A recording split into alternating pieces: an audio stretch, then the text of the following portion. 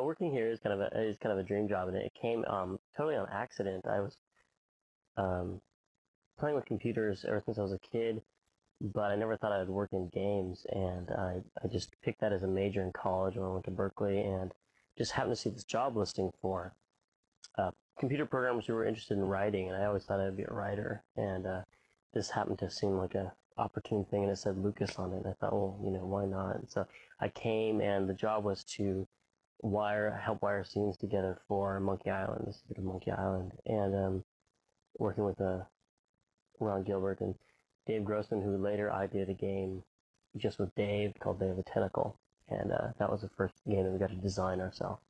And after that, I did Full Throttle, the graphic adventure, and now Grim Fandango. So it just it came about because of a weird need the company had for programmers who could write because of the interactive nature of the dialogue in graphic adventure.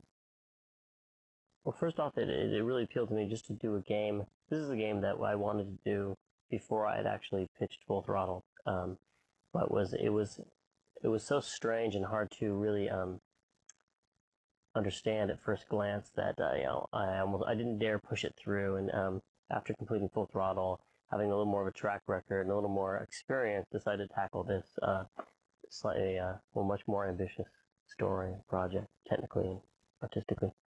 It's really been exciting to do a 3D project because you can do so much more cinematically with the camera angles. You can show the ceiling, you can show the top-down views, you can have the characters lit very dark and walk into a light, and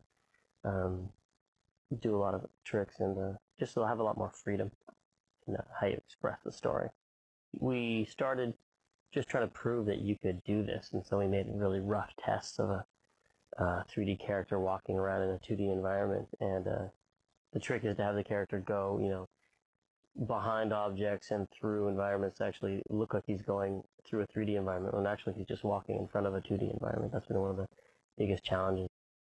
It's a lot of fun to do a 3D game because it feels more alive because it's being rendered on the fly. It's not a lot of canned animations. A lot of them are being computed at runtime, so you can often be surprised by what they call emergent behavior of some of the characters.